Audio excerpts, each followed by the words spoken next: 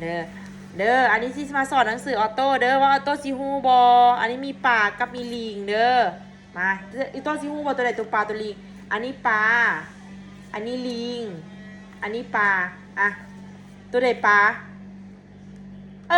ตัวไหนลิงโอเคสมเสยตัวเองเด้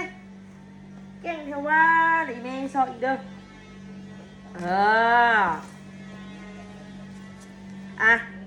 อันนี้อีแม่บัวเลยเด้ออีแม่ชิถามเลยเด้อว่าเป็นตัวอย่างเด้อตัวไหนตัวงัวตัวไหนตัวเสือตัวไหนเสือใส่เอามือจี้บ้างเอามือจี้ก่อนเอามือจี้ก่อนโอ้จมเจยวันนี้เด้อวันนี้อีแม่ชิมาถามอีกนั่งดีๆนั่งดีๆวันนี้อีแม่ก็ชิบอกอีกเด้อว่าตัวใดตัวแม่ตัวใดเด้อตัวใดตัวสร้าง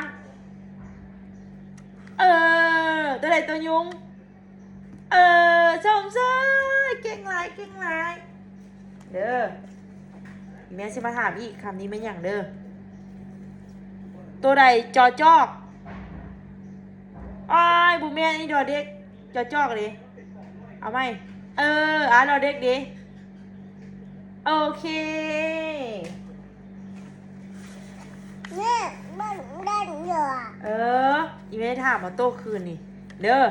อีแม่ชิบอกเด้ออันนี้ลูกยังบูฮูอีแม่ชิบอกก่อนหมูยุงตัวเด้ออันนี้วนจอจอกอันนี้ยอยุงหมู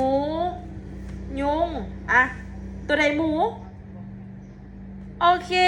ตัวใดยุงโอเคเก่งหลายมันตัวอีแม่ที่เฮียนเสยลูกอีกเด้อลูกตั้งใจเฮียนเด้อป้าตัวมันเก่งแท้ว่าอีแม่ซอกตัวอันนี้ก่อนไม่ใส่วะไม่ใส่นอกอีแม่ซอกอีกก่อนเด้อโอ้อีแม่เห็นละเด้อนี่อีแม่เห็นตัวอันนี้ตัวใดตัวแมวตัวไหนตัวพึ่งโอเคอีแม่เห็นตัวนี้ตัวไหนบอแบะ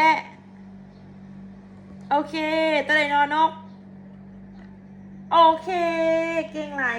เอาตู้เก่งหลายแม่นอนบ้านต้องมือสมเสร็จเองนะโอเคจบแล้วคอนเฮียนมือนี้